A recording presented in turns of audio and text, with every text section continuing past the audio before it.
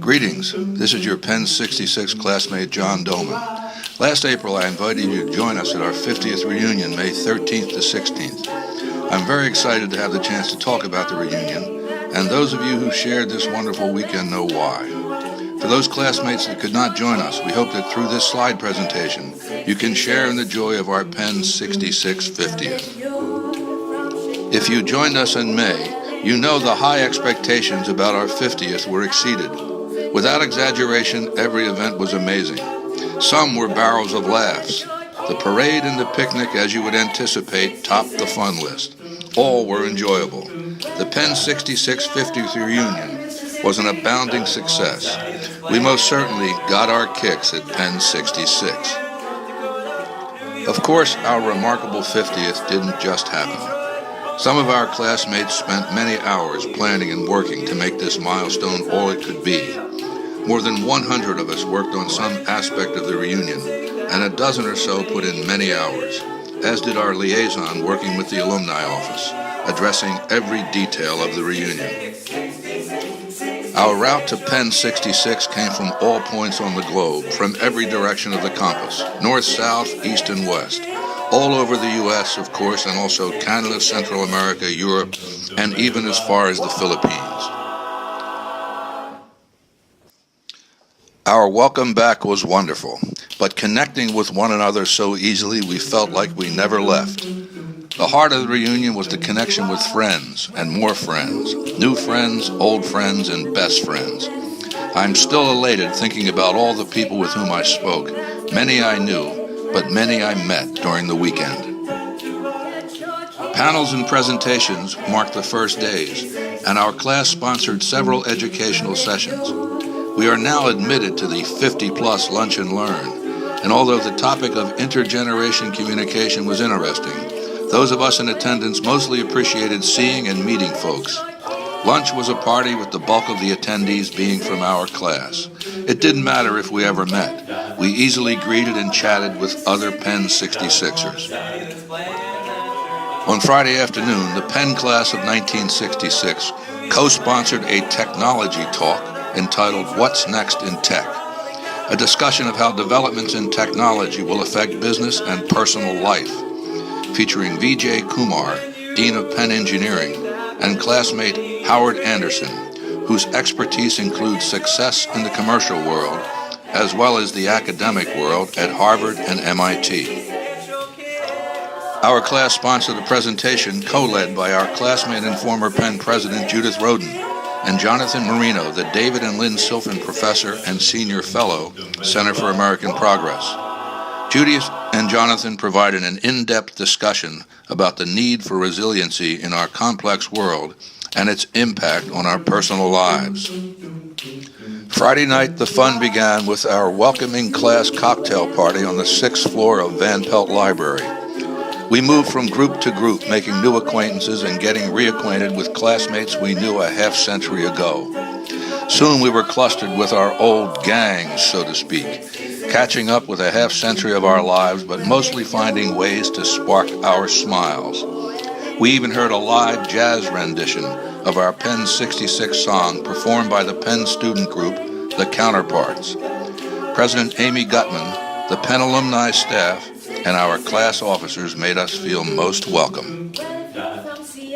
College Hall glowed red and blue, providing the lighting on Levy Green for the Franklin Fest and another opportunity for conversation and banter.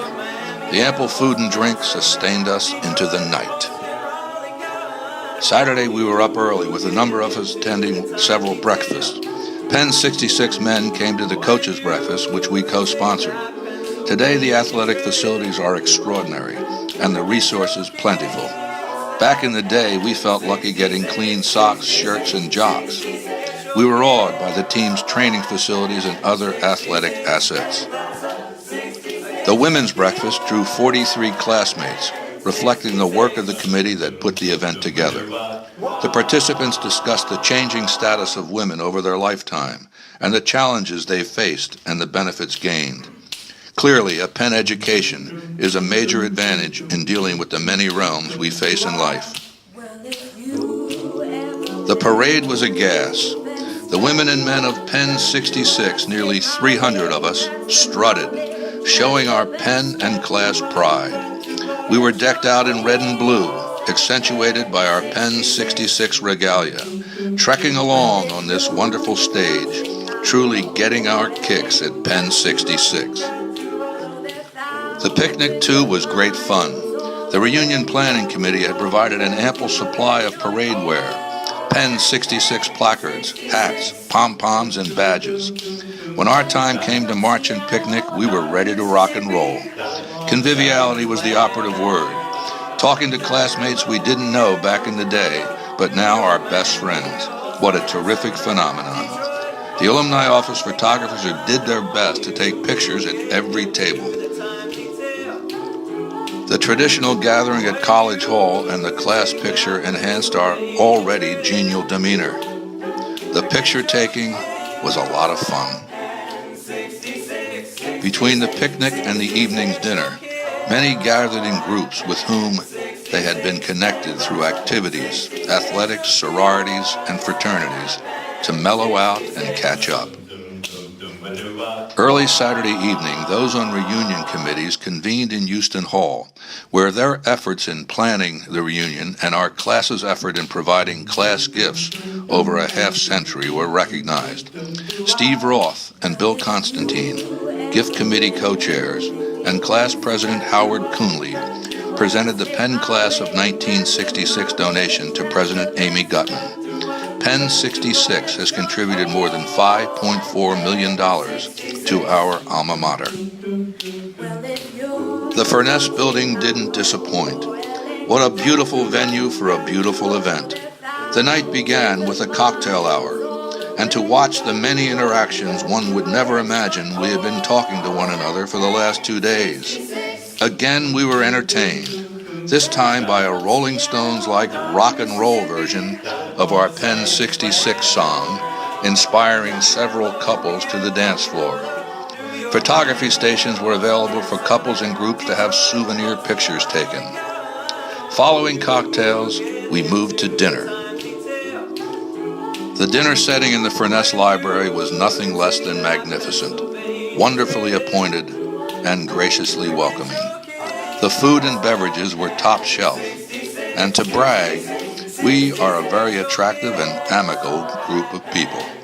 Many of us believe this reunion dinner was our best ever. Sunday we assembled once again. Thoughtfully, we memorialized our classmates who have passed on. A number of individuals spoke about classmates that have gone before us. The mellowness then settled in as we had brunch with soft jazz as a background, and we recognized we would be going our separate ways. The brunch was the occasion to say goodbye. Goodbyes are important, but perhaps we from Penn 66 can channel our inner Dale Evans and Roy Rogers and think more until we meet again. Homecomings and alumni weekends occur every year, and in this e-age we can virtually meet frequently, like this email, our class website, and Facebook group. For me, the reunion has spurred ongoing email and text messages. Lastly, let us be thankful for our time at Penn and the horizons that experience set before us, and that we are still here.